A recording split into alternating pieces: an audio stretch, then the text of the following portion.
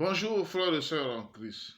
Aujourd'hui c'est le dimanche 14, 6e mois 2020. Merci Seigneur Jésus-Christ pour son saint jour, ce dimanche que tu nous accordes. Aujourd'hui je m'adresse aux Ivoiriens, à la Côte d'Ivoire. Chers frères et sœurs ivoiriens, le pays est en danger et nous devrons le faire savoir pour éviter le pire. Chers frères et sœurs ivoiriens, vous avez abandonné le Dieu de la Bible pour vous attacher à des hommes politiques qui conduisent le peuple dans le péché. Aujourd'hui, les pasteurs, les prophètes, les imams, les prêtres ivoiriens marchent tous dans le péché avec les hommes politiques. Je suis insurgé, je suis écœuré contre Gédéon de la Côte d'Ivoire qui est en train d'accompagner les autorités ivoiriennes dans cette loi inique qui autorise la polygamie, une loi que Jésus-Christ n'a pas ordonnée dans la Bible.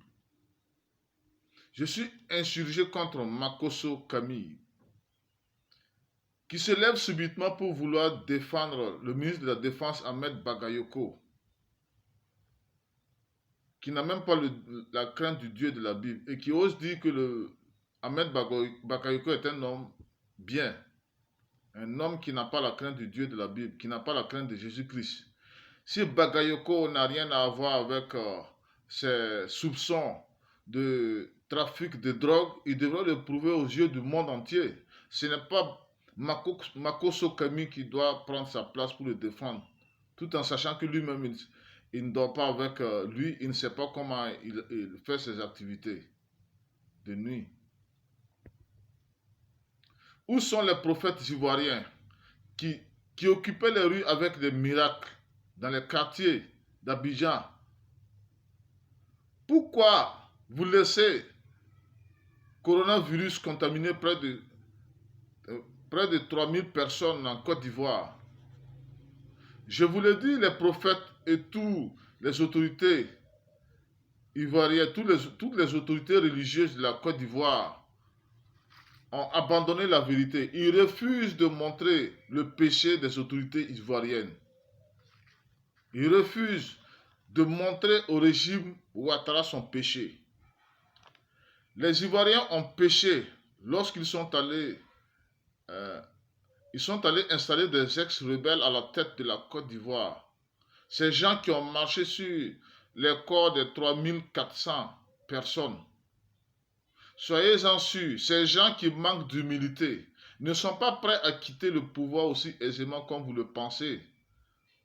Ils veulent encore une fois de plus marcher sur des corps, sur des morts avant de partir. C'est pourquoi ces gens continuent de conduire le peuple dans le péché. Le Dieu de la Bible a aujourd'hui envoyé des terroristes en Côte d'Ivoire parce que les autorités et les habitants de ce pays sont tous dans le péché. Ils ne veulent pas se repentir de leur péché. Hier, c'était le Burkina Faso qui pleurait parce que les autorités de ce pays se moquaient de l'avertissement que Jésus-Christ leur envoyait. Et le ministre de la Défense ivoirienne, M. Ahmed Bakayoko, pour se moquer du malheur ivoirien, est venu faire croire, venu faire une fausse promesse aux autorités burkinabè qu'il allait envoyer sa troupe pour venir aider l'armée burkinabè. Une fausse promesse, c'était une manière de se moquer de la douleur du peuple burkinabè. Aujourd'hui, c'est au tour de la Côte d'Ivoire d'être visitée par ces terroristes.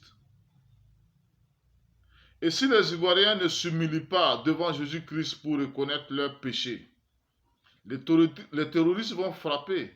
Et encore, ce sera plus dur. Regardez attentivement comment les terroristes viennent. Vous savez, dans le livre, dans Jérémie 1, le verset 14, Dieu avait prédit que la calamité viendra du septentrion, c'est-à-dire du nord. Et regardez attentivement ce qui se passe, comment les terroristes sont rentrés au Burkina, au Mali, au Niger, euh, euh, au Nigeria. Ils sont tous venus du nord. Aujourd'hui encore, la Côte d'Ivoire, les terroristes cherchent à rentrer en Côte d'Ivoire par le nord. C'est un signe qui nous montre que cela vient du Dieu de la Bible. Les autorités ivoiriennes se sont arrangées pour tenter de contenir, d'empêcher un coup d'État en Côte d'Ivoire. Mais les terroristes, ils ne pourront rien faire contre ces gens qui sont envoyés par le Dieu de la Bible pour exercer son jugement.